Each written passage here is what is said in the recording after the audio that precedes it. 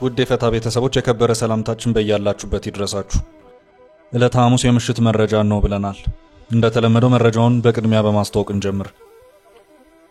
የተወሳሰበው የኤርትራና የትግራይ ጉዳይ ወደ አፋርና አማራ ክልልም ጭምር ያመራ መሆኑን የሚያመለክቱ መረጃዎች እየወጡ ነው። ወደ ሸቀጦች እገዳም አምርቷል። በትግራይ በኩል ደብዳቤ ተጽፏል። ጥንቅራችን ይዞታል። በዛሬው ዕለት አሜሪካ፣ አውሮፓ ህብረት እንዲሁም በርካታ ሀገራት የትግራዩን የትጥቅ ማስፈታት ሂደት ተመልክተዋል። ተዋጊዎቹን ወደ ህብረተሰቡ በመቀላቀል ሂደት ሀገራቱ ምን አሉ የሚለውን በተመለከተ ጥንቅራችን የሚያደርሳችሁ ዕለታዊ መረጃ ይኖራል። የጤና ባለሙያዎች ለመጀመሪያ ጊዜ ከመንግስት ጋር ቁጭ ብለው መነጋገራቸው ታወቀ። ተወካዮቹ ባለፈው አርብ ከጤና ሚኒስቴር ባለስልጣናት ጋር 4 ሰዓታት የፈጀ ንግግር ያደረጉ ሲሆን የጤና ባለሙያዎቹ ቅድመ ሁኔታ ለመጠበቁን ተወካዮች መናገራቸውን ቢቢሲ ዘግቧል። ለሁለተኛ ዙር ድርድር በሶስተኛ አካል በኩል ለማድረግ መታሰቡም ተሰምቷል። የመጀመሪያው ድርድር ላይ ምን ተነሳ? ሶስተኛ አደራዳሪ የተባለውስ ማን ነው ለሚሉ ጥያቄዎች መልስ የሚሰጥ ዘገባ ይዘናል። የውጭ ጉዳይ ሚኒስቴር በዛሬው ዕለት በወቅታዊ ሀገራዊና አህጉራዊ እንዲሁም ዓለም አቀፍ ጉዳዮችን በተመለከተ ለጋዜጠኞች ማብራሪያ ሰጥቷል። የውጭ ጉዳይ ሚኒስቴር በዚሁ መግለጫው ስለ ሰሞነኛው አነጋጋሪው የኤርትራ ፕሬዝዳንት ኢሳያስ አፈወርቂ ወቀሳ ጥያቄ ቀርቦለታል። ሚኒስትሩም ለዚህ ጥያቄ የሰጠው ምላሽ አለ። ጥንቅራችን ይዞታል። በደቡብ አፍሪካ የታገቱ ከ20 በላይ ኢትዮጵያውያን ነፃ መውጣታቸው ተሰምቷል። ባለፈው ወር በተመሳሳይ 44 ኢትዮጵያውያን ከእገታ ነፃ ከወጡ በኋላ ዳግም የተከሰተውን ይህን አነጋጋሪ ጉዳይ በተመለከተ አጠር ያለ መረጃ እናደርሳለን። አሁን በቀጥታ ወደ ዝርዝር መረጃዎቻችን እንውሰዳችሁ።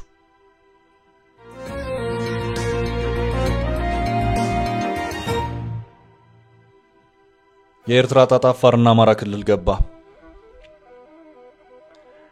የተወሳሰበው የኤርትራና ትግራይ ጉዳይ ወደ አፋርና አማራ ክልሎች የሸቀጦች እገዳም እያመራ መሆኑ እየተነገረ ነው። በትግራይ ጊዜያዊ አስተዳደር በኩል የማብራሪያ ይሰጠን ደብዳቤ ተጽፏል። ይህ ጉዳይ በእርግጥ የፌደራሉ መንግስት እውቅና አለው ወይስ የለውም የሚለውን ጉዳይ እንደዚሁ እያነጋገረ ነው። ጥያቄው እየተነሳ ያለው የተለያዩ ሸቀጣሸቀጦችን ጭኖ በአፋርና አማራ ክልል አድርገው ወደ ትግራይ እያመሩ የነበሩ ከባድ የጭነት ተሽከርካሪዎች ኬላዎች ላይ ታገዱ መሆኑን የሚያመለክቱ መረጃዎች መውጣታቸውን ተከትሎ ነው። ይሄው የተሽከርካሪዎች የኬላዎች እገዳ በአማራ ክልል ወልዲያ እንደዚሁም በአፋር ክልል ሰርዶ በተባለ አካባቢ መታየቱን የቢቢሲ ዘገባ አመልክቷል።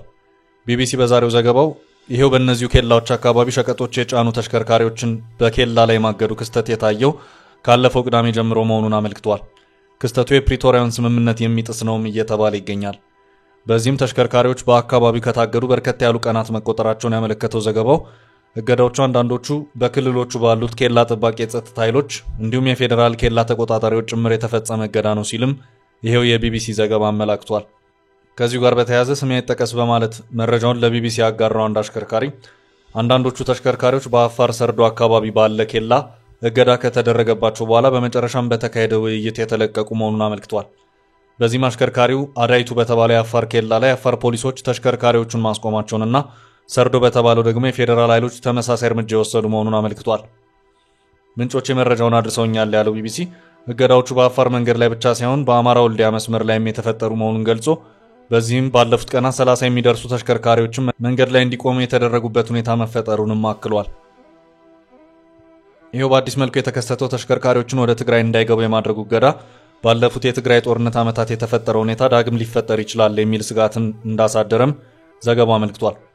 ተሽከርካሪዎች ህጋዊ መሆናቸውን የሚገልጹ ሰነዶች ያላቸው መሆኑን እንደተገለጸ ያመለከተው ዘገባው እስካሁን ባለው ሁኔታ የእገዳው ምክንያት ያልተገለጸ መሆኑን አክሎ አመልክቷል። ከጭነቶቹ መካከልም ብዙም ሳይቆዩ በቀላሉ የሚበላሹ አትክልቶችና ፍራፍሬዎች ጭምር የሚገኙባቸው መሆኑም ታውቋል። ዘይትና ስኳር የጫኑ ተሽከርካሪዎችም ጭምር አሉበት ተብሏል። ከዚሁ ጋር በተያያዘም የትግራይ ጊዜያዊ አስተዳደር የንግድና ኤክስፖርት ኤጀንሲ ለፌዴራል መንግስቱ ደብዳቤ ጽፏል። ደብዳቤውም ለንግድና ቀጠናዊ ትስስር ሚኒስቴርና ሚኒስትር ዴኤታ በስም የተጻፈ ነው። ይሄው ደብዳቤም ለትግራይ ክልል የተለያዩ ሸቀጦችን ይዘው በአፋር ክልል መስመር የሚጓዙ ተሽከርካሪዎች ከቀን 18/09/2017 ዓ.ም ጀምሮ ሰርዶ በሚገኝ ፍተሻ ጣቢያ ወደ ትግራይ እንዳይሄዱ እንደተከለከሉ ከተለያዩ ምንጮች ስለሰማን በምን ምክንያት እንደተከለከሉ ማብራሪያ እንዲሰጠን እየጠየቅን ለሚሰጠን አዎንታዊ ምላሽ ምስጋናችንን ከወዲሁ እናቀርባለን ይላል። እገዳውን በተመለከተ እስካሁን ባለው ሁኔታ በፌደራል መንግስት በኩል ምንም የተባለ ነገር የለም። በመንግስት በኩል ማረጋገጫ ባይሰጥበትም በኤርትራ በኩል በተከፈቱት ትግራይን የሚያገናኙ ኬላዎች የኢትዮጵያ ሸቀጦች በኮንትሮባንድ እየወጡ ነው የሚሉ መረጃዎች እየተሰራጩ ይገኛሉ። ከሰሞኑ የኤርትራ መንግስት በትግራይ በኩል ያሉትን ኬላዎች እንዲነሱ ያደረገ መሆኑ የሚታወስ ነው። ቀደም ብሎም በትግራይ ያለው የወርቅ ማዕድን በኮንትሮባንድ እየወጣ ነው በሚል በቀድሞ የትግራይ ጊዜያዊ አስተዳደር ምክትል ፕሬዝዳንት ጄኔራል ጻድቃን ገብረትንሳኤ በኩል የተገለጸበት ሁኔታ የነበረ መሆኑ የሚታወስ ነው። በቀድሞ ጠቅላይ ሚኒስትር አቶ መለስ ዜናዊ መንግስት ወቅት ኤርትራና ኢትዮጵያ ወደ ድንበር ጦርነት ከመግባታቸው ቀደም ብሎ ሁለቱን ሀገራት እንዳይግባቡ ካደረጓቸው ምክንያቶች መካከል አንደኛው የሁለትዮሽ የንግድ ግንኙነቱ ነው። በ1980ዎቹ ኤርትራ ከኢትዮጵያ እንደተገነጠለች የኢትዮጵያ ቡና ሳይቀር በርካሽ ወደ ኤርትራ እየገባ ኤርትራ መልሳ ወደ ውጭ እስከ መላክም ደርሳለች በሚል መረጃዎች ይወጡም ነበር። በመጨረሻ ሁለቱ ሀገራት በድንበሩ ደም አፋሳሽ ጦርነት ከገቡ በኋላ ለ3 አስርት ዓመታት ያህል ድንበሩ ተዘግቶ ቆይቷል። ጠቅላይ ሚኒስትር አብይ አህመድ ወደ ስልጣን መምጣታቸውን ተከትሎ የሁለቱ ሀገራት በድጋሚ ቢከፈትም ከዚያም የትግራይ ጦርነት በድጋሚ ተዘግቶም ነበር። ከቅርብ ጊዜያት ወዲህ ደግሞ በኤርትራና ትግራይ በአዲስ መልኩ የድንበር ግንኙነቶች መፈጠራቸው እየተነገረም ይገኛል። በዚሁ ድንበር አካባቢም የኮንትሮባንድ ንግዶች እንደተስፋፉም ይነገራል። እስካሁን ባለው ሁኔታ በዚህ ዙሪያ የፌዴራል መንግስት ያለው ምንም ነገር የለም። የኢትዮጵያ መንግስት ነዳጅ ሳይቀር ከኢትዮጵያ በርካሽ እየወጣ ለጎረቤት ሀገራት እየተሸጠብኝ ነው በማለት ከዚህ ቀደም ደጋግሞ ቅሬታዎችን ሲያቀርብም ተስተውሏል። በቀጣይ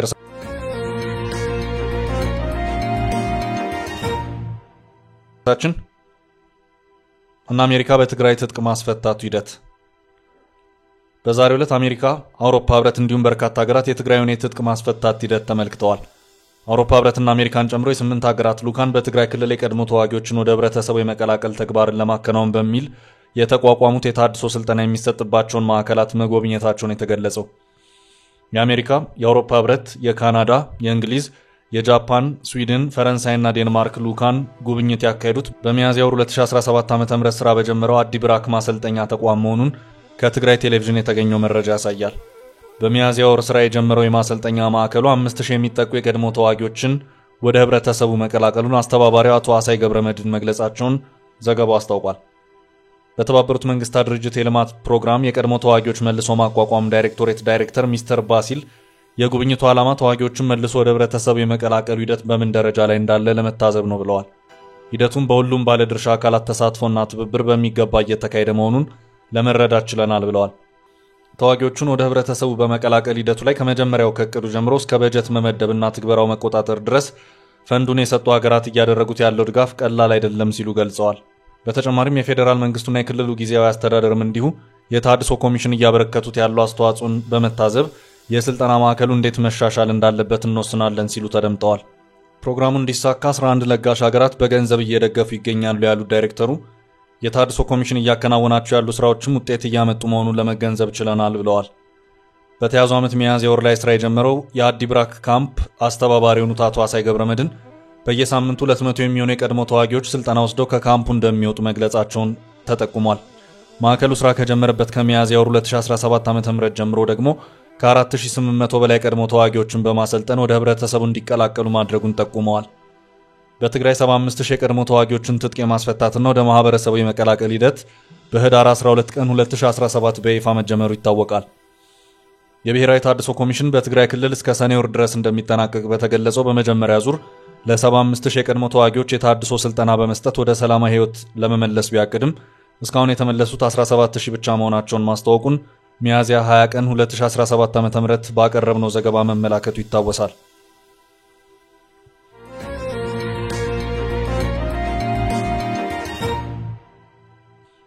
ወደ ቀጣይ ርዕስ አለፍ። 4 ሰዓት የፈጀው የጤና ባለሙያዎችና የመንግስት ድርድር። የደሞዝ የጥቅማ ጥቅም እንዲሁም ሌሎች ሁኔታዎች እንዲስተካከሉ በመጠየቅ የሥራ ማቆም አድማ ከመቱ 3 ሳምንታት የሆናቸው የጤና ባለሙያዎች ለመጀመሪያ ጊዜ ከመንግስት ጋር ቁጭ ብለው መነጋገራቸው ታወቀ።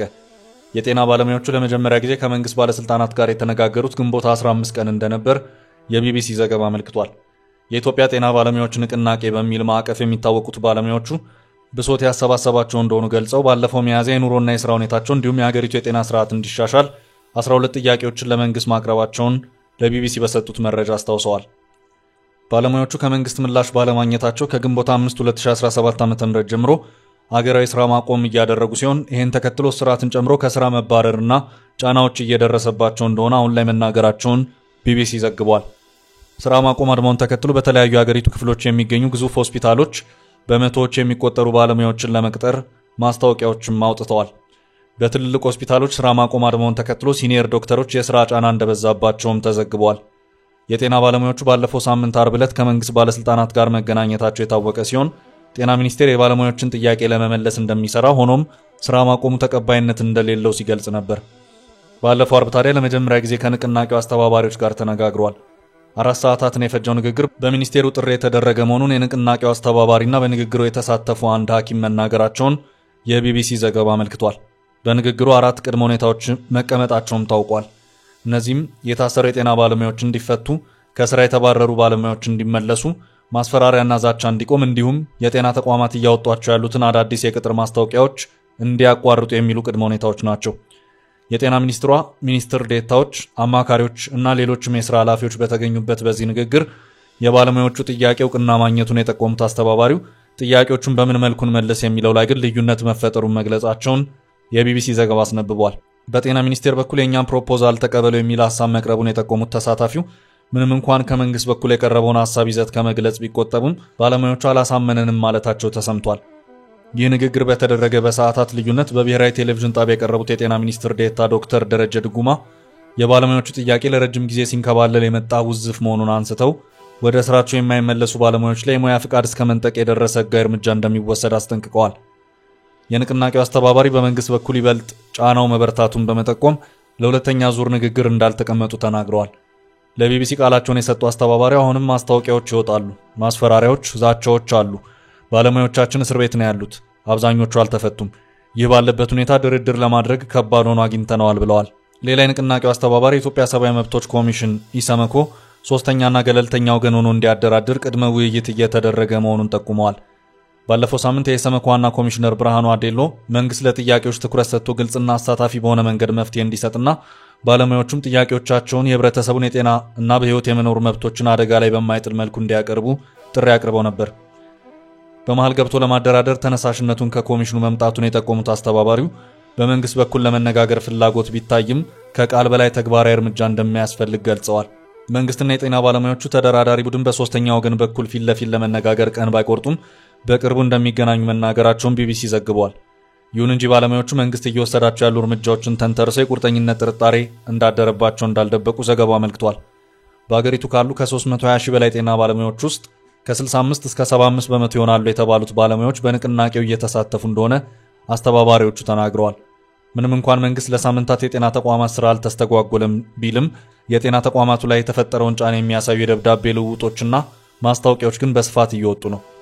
የሥራ ማቆም አድማው ትልቅ ጉዳት እያመጣ እንደሆነ እንገነዘባለን ያሉ አንድ አስተባባሪ ታካሚዎች ብዙዎቹ አገልግሎት እያገኙ አይደለም፣ ቀጠሯቸው እየተራዘመ ነው፣ ላላስፈላጊ ወጪ እየተዳረጉ ነው ያሉት፣ ማህበረሰቡ ላይ ትልቅ ተጽዕኖ ነው እየፈጠረ ያለው ብለዋል።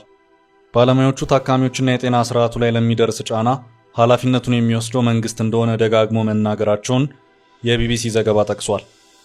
ከዚሁ የሥራ ማቆም አድማ ጋር በተያያዘ ባለፉት ሳምንታት ውስጥ ከ80 በላይ ሕክምና ባለሙያዎች ለእስር የተዳረጉ ሲሆን 9 ባለሙያዎች ደግሞ በፖሊስ ክስ ተመስርቶባቸው ፍርድ ቤት ቀርበው የቀጠሮ ጊዜ እንደተሰጠባቸው ዘገባው አመልክቷል።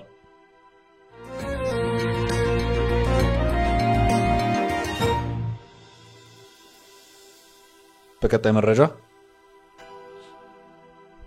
መንግስት ስለ ኢሳያስ ወቀሳ። የውጭ ጉዳይ ሚኒስቴር በዛሬው ዕለት በወቅታዊ ሀገራዊና አህጉራዊ እንዲሁም ዓለም አቀፍ ጉዳዮችን በተመለከተ ለጋዜጠኞች ማብራሪያ ሰጥቷል። የውጭ ጉዳይ ሚኒስቴር በዚሁ መግለጫው ስለ ሰሞነኛው አነጋጋሪው የኤርትራው ፕሬዝዳንት ኢሳያስ አፈወርቂ ወቀሳ ጥያቄ ቀርቦለታል። ፕሬዝዳንት ኢሳያስ አፈወርቂ ኢትዮጵያ የጦርነት ጠማቂ የውጭ ኃይሎች ወኪል ሆና ቀጥላለች በማለት ባለፈው ሳምንት ቅዳሜ ዕለት በተከበረው የኤርትራ 34ኛ የነጻነት ቀን ላይ መናገራቸው ይታወሳል። ፕሬዝዳንቱ የውጭ ኃይሎች በብልጽግና ወኪላቸው አማካይነት ባለፉት 5 ዓመታት በኢትዮጵያ ሕዝብ ላይ ያወጁት ጦርነት ምን ያህል ተስፋ እንደቆረጡ ያሳያል በማለት ተናግረዋል። ኢሳያስ በኢትዮጵያ ሕዝብ ላይ ጦርነት አውጀዋል ያሏቸውን የውጭ ኃይሎች ግን በስም አልጠቀሱም። የኤርትራው ፕሬዝዳንት የውሃ ጉዳይ፣ ቀይ ባህር፣ የባህር በር፣ የኦሮሞ ሕዝብን የማይወክል የኦሮሞማ አስተሳሰብ፣ የኩሽና የሴም ሕዝቦች ግጭትና የአፋር ሕዝብና የአፋር መሬት ለጦርነት አጀንዳው በሽፋንነት እየቀረቡ ይገኛሉ ብለዋል። የኢትዮጵያ መንግስት በውጭ ኃይሎች እገዛ የጦር መሳሪያ ግዥና የወታደራዊ ዝግጅት ላይ ይገኛል ያሉት ፕሬዝዳንቱ የኢትዮጵያ ሕዝቦችም የራሱን ምርጫ በመውሰድ ተቃውሟቸውን ለማጠናከር እየተዘጋጁ ይገኛሉ ሲሉም ከባድ ወቀሳ ሰንዝረዋል። በዛሬው ዕለት የውጭ ጉዳይ ሚኒስትር በሰጠው ማብራሪያ ላይ በጋዜጠኞች ይኸው የኢሳያስ ወቀሳን በተመለከተ ጥያቄ የቀረበለት ሲሆን ኢትዮጵያ በተለያዩ ጊዜያት ከጎረቤት ሀገራት ለሚሰነዘርባት ዘለፋዎች ምላሽ የመስጠት ፍላጎት የላትም ሲል ሚኒስቴር መስሪያ ቤቱ አስታውቋል። ሚኒስቴሩ ዛሬ ግንቦት 21 2017 ዓ.ም በወቅታዊና ዓለም አቀፋዊ ጉዳዮች ላይ ያተኮረውን ሳምንታዊ መግለጫ በቃል አቀባዩ አምባሳደር ነቢያት ጌታቸው በኩል በሰጠበት ወቅት ነው ይህን ያለው። ኢትዮጵያ ከጎረቤት ሀገራት ጋር ሁልጊዜም የተሻለ ግንኙነት ለመፍጠር እንደምትሰራ ቃል አቀባዩ ተናግረዋል። የውጭ ጉዳይ ሚኒስቴር ቃል አቀባይ ነቢያት ጌታቸው አክለውም ኢትዮጵያ ለሚሰነዘሩባት ዘለፋዎች ምላሽ የመስጠት ፍላጎት የላትም ብለዋል። ኢትዮጵያ የተረጋጋ አካሄድን የምትከተል ሀገር መሆኗን የገለጹት አምባሳደር ነቢያት ከዚህ ቀደምም ከሌሎች ጎረቤት ሀገራት በመሪዎች ደረጃ ተገቢ ያልሆኑ ክሶችና ዘለፋዎች ደርሶባት ያውቃል ሲሉ ገልጸዋል። ኢትዮጵያ ግን እንደዚህ ያለን ከሰላምታ ውስጥ ሳትገባ በሰከነ ዲፕሎማሲ መንገድ ከጎረቤት ሀገራት ጋር የምትቀጥል ነው የሚሆነው ብለዋል። በሌላ በኩል የቀድሞ የውጭ ጉዳይ ሚኒስትር ስም በመጠቀም ወደ ውጭ እንልካለን የሚሉ አካላት መኖራቸውንም የውጭ ጉዳይ ሚኒስቴር አስታውቋል። ከዜጋ ተኮር ዲፕሎማሲ ጋር በተያያዘ ከማይናማር ከ700 በላይ ዜጎችን መመለስ መቻሉንም አምባሳደሩ በሳምንታዊ መግለጫቸው ተናግረዋል።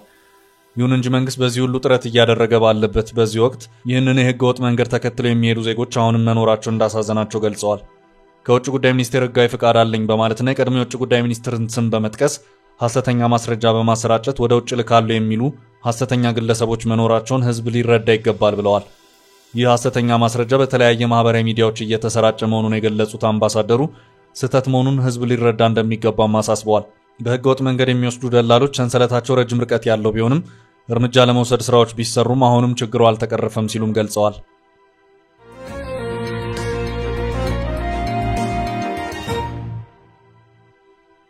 በመጨረሻም አነጋጋሪው የኢትዮጵያውያን እገታ። በደቡብ አፍሪካ ታግተው የነበረው 22 ኢትዮጵያውያን ነፃ ወጥተዋል። በደቡብ አፍሪካ የጉተንግ ከተማ ፖሊስ እነዚህ ኢትዮጵያውያን እድሜያቸው ከ16 እስከ 26 የሚሆን ሲሆን ምናልባትም የህገ ወጥ የሰዎች ዝውውር ሰለባ ሳይሆኑ እንዳልቀረ ገልጿል። በተመሳሳይ ባለፈው ወር የሀገሪቱ ፖሊስ በህገ ወጥ የሰዎች አዘዋሪዎች ሳይታገቱ እንዳልቀረ የተነገረላቸው 44 ኢትዮጵያውያንን ከእገታ ነፃ ማውጣቱ ተዘግቧል። ፖሊስ ከእገታ ነፃ ያወጣቸው ከመዲናይቱ ጆሃንስበርግ አቅራቢያ በምትገኝ አንዲት መንደር ውስጥ ሲሆን ከታጋቾች 17ቱ ታዳጊዎች መሆናቸው መገለጹ አይዘነጋም። በአካባቢው ቅኝት ሲያደርጉ የነበሩ ፖሊሶች ድንገት የሰሙት ጩኸት በእገታ ላይ የነበሩትን ሰዎች ለመታደግ ምክንያት መሆኑም እንዲሁ ተዘግቧል። በትላንትናው ዕለት ደግሞ 22 ኢትዮጵያውያንን ከታገቱበት ማስለቀቅ መቻሉን ኒውስ 24 ዘግቧል። ትላንት ፖሊስ ተደብቀው በነበረበት ቤት ላይ ባደረገው ዘመቻ እነዚህ ኢትዮጵያውያን መገኘታቸውን የገለጸው ፖሊስ ከነዚህ ውስጥ ሶስቱ የጤናቸው ሁኔታ አስጊ ደረጃ ላይ ሆነው በመገኘቱ ወደ ሆስፒታል መወሰዳቸውን አስረድቷል። አንዳንዶቹ በዚህ ቤት ውስጥ እስከ 8 ወር ድረስ የቆዩ መሆናቸው መታወቁንም ገልጿል። እነዚህ 22 ኢትዮጵያውያን ታጋቾች ትላንት የተገኙት ከጥቂት ሳምንታት በፊት ሌሎች 44 ኢትዮጵያውያን በሌላ ቤት ውስጥ በተመሳሳይ እገታ ውስጥ ሆነው መገኘታቸውን ተከትሎ ነው። የሀገሪቱ ፖሊስ ባለፉት የጥርና መጋቢት ወራት በድምሩ ወደ 60 የሚጠጉ ኢትዮጵያውያን ስደተኞች በተመሳሳይ ሁኔታ በወሮበሎች ከታሰሩበት ነፃ ማውጣቱን አስታውቆ ነበር። ለዛሬ ያዝንላችሁን ርዕሰ ጉዳዮች እዚህ ላይ ቋጨን። ላይክ፣ ሼር እና ኮሜንት በማድረግ ለቻናላችን ድጋፋችሁን መግለጽ እንዳትዘነጉ እያልን ከሌሎች መረጃዎች ጋር ደግመን እስክንገናኝ ቸር ያሰማን።